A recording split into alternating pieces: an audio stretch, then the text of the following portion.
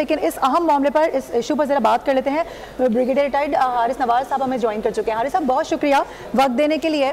कहिएगा, जो तवक्को की जा रही थी, जिस तरह से चैमा गोइयां हो रही थी, एग्जैक्टली भारत ने अपना वही रोल प्ले किया है। लग ये रहा था कि कुछ शायद रवाबित बेहतर हो सकते हैं, लेकिन अपनी जो रिवायत है उसको बरकरार रखते हुए आज भी जहर उगलने की बार बार कोशिश की गई, और जो टोन थी उस वक्त बात करने की, वो बहुत ज्यादा उनकी जो थी वो हाईलाइट हुई है।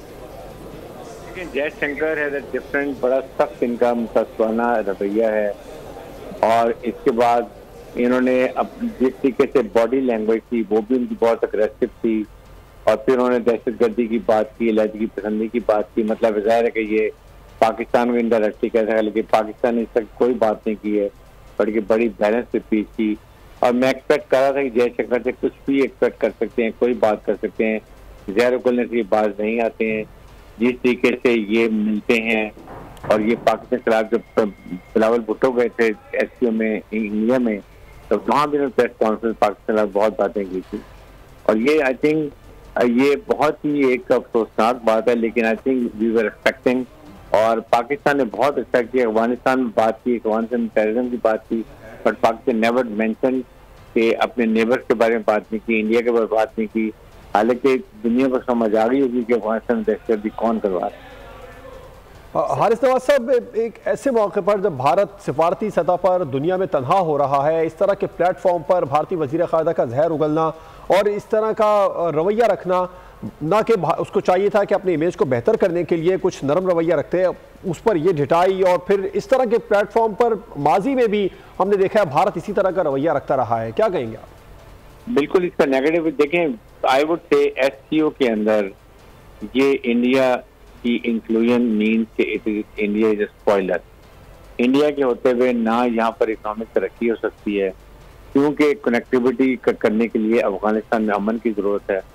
और अफगानिस्तान में हमें पता है कि ये इंडिया क्या कुछ वहाँ पर रोल अदा कर रहा है। उनकी एम्बेसी जो है वहाँ पर BLA, BLF, मजीद ब्रिगेड, CPP, दाइश, सब की वहाँ पर मीटिंग होती है, कॉन्फ्रेंस होती है, और वहाँ प्लानिंग की जाती है कि बलूचिस्तान में, KPK में किस तरीके से दहशतगर्दी की जाए, वहाँ के हालात खराब किए जाएँ, चाइनीज के ऊपर अटैक किया जाए, ताकि किसी तरीके से CPEC मनसूबा कामयाब ना हो, गवादर पोर्ट ऑपरेशनाइज ना हो, और पाकिस्तान इकोनॉमिक तरक्की ना करे।